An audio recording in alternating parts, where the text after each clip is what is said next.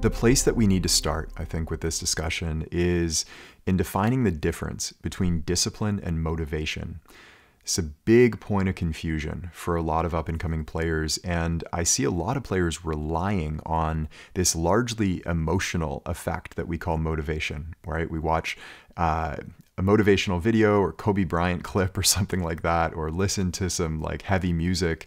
We get ourselves all pumped up. And we think that that's the secret to driving us to the gym. But like any emotional charge, eventually it wears off. And you've probably experienced this where you get all fired up to do all this work and then it fades. And maybe you built this like perfect training program for yourself. And for the first day it went well, maybe even 2 days or 3 days.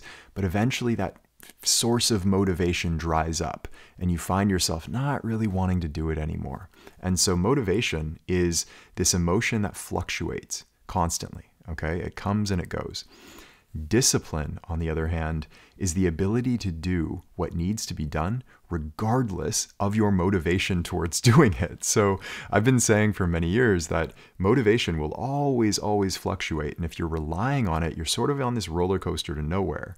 Meanwhile, discipline must remain consistent. It's the ability to do what needs to be done regardless of how you feel about doing it. So with that in mind, a lot of players will, and myself included when I was younger, I thought it was like just as simple as, okay, let me just make myself do it, right? That's all discipline is. Let me just like make myself do what I know I need to do. Well, how has that worked out?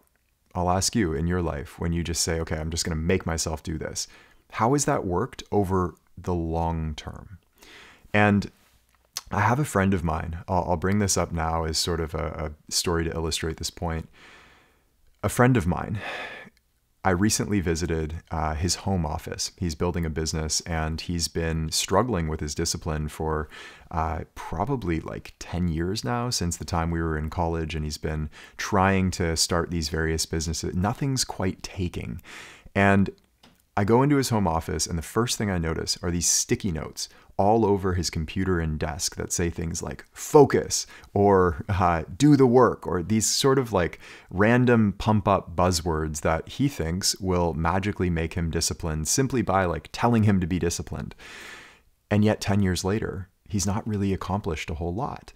And this was this perfect example of like, you can't just tell yourself to do something and assume that you're going to do it if you haven't actually built up the discipline muscle. And the most interesting point of this is that this friend of mine, who I'm speaking of now, back when we were in 8th, 9th, and 10th grade, we were training partners in basketball.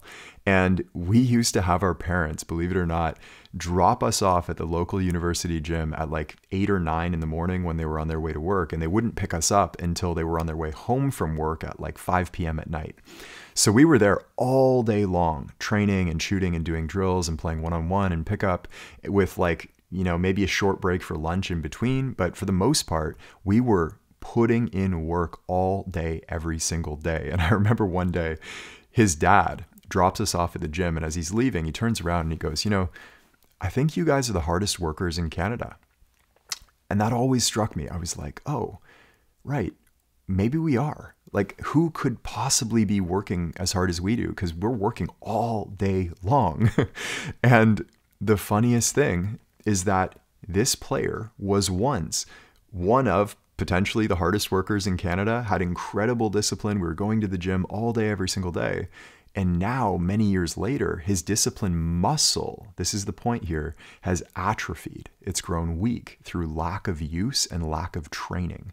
So once again, my encouragement to you is to view your discipline like a muscle that grows stronger as you train it and weaker as you don't train it. And it's become a real problem for this friend of mine. He's like, man, this discipline muscle can't lift any weight. I can't make myself do this. And those Post-it notes, like whether you like it or not, those things aren't going to lift the weight for you. Imagine Kobe Bryant having like Post-it notes on his mirror in the bathroom that remind him to go to the gym every day.